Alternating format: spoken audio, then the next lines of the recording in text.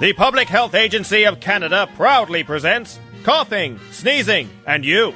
Every time a person coughs or sneezes, millions of disease-causing germs are launched into the air.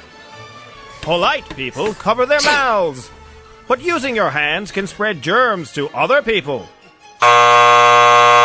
Until recently, the best advice was to use the inside of your elbow. Germs get trapped in the fabric and die.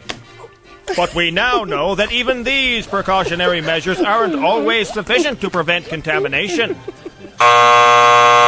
That's why your best bet is to sneeze into the back of your knee. Here, people are far less likely to come into contact with your germs. Can't reach? Then use the back of someone else's knee. They'll be glad you did. By following these simple steps, we can all help make the world a healthier place to live. This has been a presentation of the Public Health Agency of Canada.